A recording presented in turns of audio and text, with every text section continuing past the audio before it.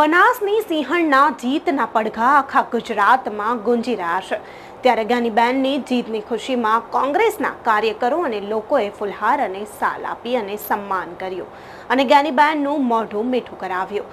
ત્યારે જ્ઞાનીબેન ઠાકોર કાર્યકરો સાથે નડાબેટ ખાતે જીત્યા બાદ પ્રથમ નડેશ્વરી માતાજીના દર્શન કરવા પહોંચ્યા। નડેશ્વરી માતાના ચરણોમાં માથું ઝુકાવી પ્રજાના કલ્યાણ માટે માતાજીને પ્રાર્થના કરી।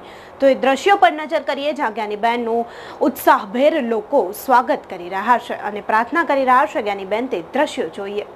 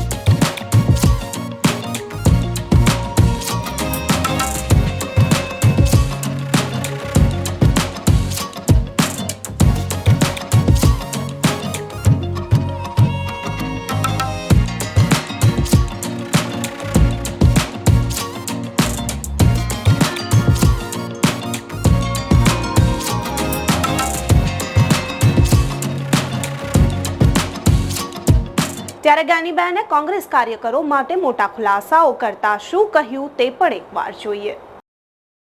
સમગ્ર બનાસકાંઠા જિલ્લાના તમામ મતદારોનો આભાર માનું છું। ગુજરાતમાંથી ઓલ ઇન્ડિયામાંથી જેણે પણ સમર્થન આપીને ક્યાંક બહારના જિલ્લાના લોકો બનાસકાંઠાના મતદારો હતા એને મતદાન મથક સુધી લાવીને મતદાન કરાવ્યું। એટલે ઓલ ગુજરાતની અંદર જે કંઈ વ્યક્તિગત રીતે લાગણી હોય, પાર્ટીની લાગણી હોય, આ તમામ લોકો સહભાગી બન્યા એમનો આભાર માનું છું। કોંગ્રેસ પાર્ટીને એક જ સંદેશો કે સંગઠનની કામગીરી એ ઝીરો ગ્રાઉન્ડ ઉપર ઘણી જ હું માનું ત્યાં સુધી ભારતીય જનતા પાર્ટીની સરખામણીમાં આપણી સિસ્ટમમાં ક્યાંક ઘણો મોટો અભાવ છે અને એના કારણે ઉમેદવાર ચૂંટણી લડતો હોય ત્યારે એ પોતાના દમ ઉપર લડવું પડે, પોતાના સમાજની તાકાત ઉપર લડવું પડે। એને બદલે પેરેલલ એક પાર્ટી ચૂંટણી લડતી થશે એ દિવસે હું માનું ત્યાં સુધી કોંગ્રેસ એક મજબૂતાઈથી ચૂંટણી મેદાનમાં જઈ અને જન આશીર્વાદ મેળવશે। બનાસકાંઠાએ એને શરૂઆત કરી દીધી છે। ભૂતકાળની અંદર વાવ વિધાનસભા હોય કે બીજા બનાસકાંઠા જિલ્લો કાયમી કોંગ્રેસનો ગઢ રહ્યો છે।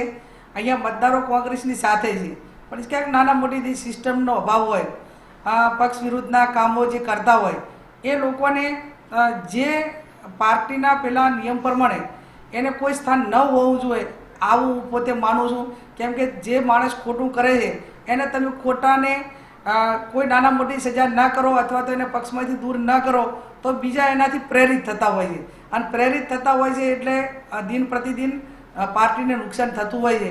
એટલે હું એમને કોઈને સલાહ આપવા માટે સક્ષમ નથી કે સલાહ માટે મારો પોતાનો કોઈ અધિકાર પણ નથી, પણ મારા લેવલનું નાનું સંગઠન જે મારાથી નીચેના કાર્યકરો કામ કરવાવાળા છે એમને મેં ફ્રી હિટ આપીને કાયમી એ જે રીતે કામ કરવા ઈચ્છે છે એમાં મેં કાયમી એમનું મનોબળ પૂરું પાડ્યું છે।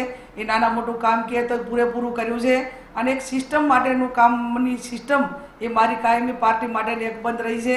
પાર્ટીના વિરુદ્ધમાં કોઈ પણ મારો સગો ભાઈ કામ કરે તો મેં પણ ક્યારેય એને લેટકોની ભાવના રાખી નથી। એટલે મને પોતાને જ્યારે ઈમાનદારી સાથે કામ કરવાની વાત આવે તો મેં ક્યારે પણ કોંગ્રેસ પાર્ટીના કોઈ પણ નાનામાં નાનો કાર્યકર ચૂંટણી મારા પોતાના મદદથી લડવાનો હોય તો એને પૂરેપૂરા જીતાડવા માટેના પ્રયત્નો કર્યા છે અને એટલા માટે પાર્ટીના લોકો પાર્ટી સાથે વફાદારીથી કામ કરે એવી હું વિનંતી કરું છું।